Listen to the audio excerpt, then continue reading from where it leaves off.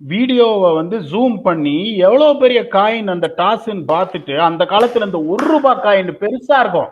₹1 coin இவ்வளவு பெருசா இருக்கும். ₹1 காயின். அந்த ₹1 காயினை ₹1 காயின் இவ்வளவு பெருசா இருக்குமா? இருங்க, இரியா சொல்றது கேளியா, நீங்க தானே பேச சொன்ன. இந்த பழைய ₹1 காயின் மட்டும் இவ்வளவு பெருசு இருக்கும். அந்த புனே மேரியட் ஹோட்டல் ரிசப்ஷன்ல போய் அவன்கிட்ட சண்டை போட்டு அந்த ₹1 காயினை வாங்கி ஒரு 500 தடவை டாஸ் பண்ணி பார்த்தேன். 500 தடவை டாஸ் பண்ணி பார்த்ததுல 397 தடவை டெய்ல் விழுந்தது. உடனே என்ன சொன்ன ஃபாஃப் கிட்ட, இங்க பாரு, இந்த சைஸ் சிமிலர் காயின் தான் நீ வந்து இது பண்றாங்க, நீ தைரியமா டெய்ல் கேளு, நீ கவலைப்படாத, நம்ம தான் ஜெயிக்கிறோம். நிஜமா சொல்றேன்.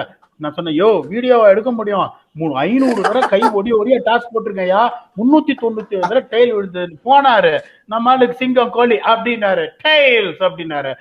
இங்க ஹெட் விழுந்தது. வந்து சட்டையை பிடிச்சாரு இப்படி, யோ நீ சொல்றதை கேட்டுதான் பண்ண. நான் சொன்ன கவலைப்படாத, 2 தடவை தோத்துட்டோம், 2 தடவை தான் தவறும், 3ஆவது தடவை தவறாது. எப்படின்னாரு, அடுத்த மேட்ச் நீ போறது இல்ல, டாஸ் போறதுக்கு, வேடிக்கை பாரு அப்படின்னு. என்னையா சொல்ற அப்படின்னாரு.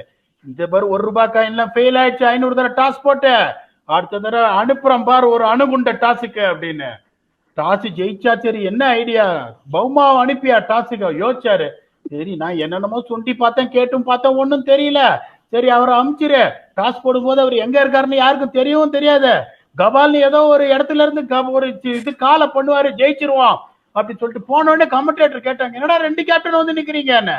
அவரு டாஸ் வந்துட்டு கூற கேப்டனு, அவர் முடிச்ச உடனே உங்ககிட்ட வந்து என்ன நடக்க போகுதுன்னு பேசுற கேப்டன் நானு அப்படின்னாரு. சொன்னாரு. திருப்பியும் இந்த தடவை ஹெட் கேட்கலாம்னு சொல்லிட்டு ஹெட் கேட்டாரு, டெய்ல் விழுந்தது. அப்போ முக்காட போட்டவன் தான் என் தலையில. நான் இன்னும் எடுக்கவே இல்லை. நான்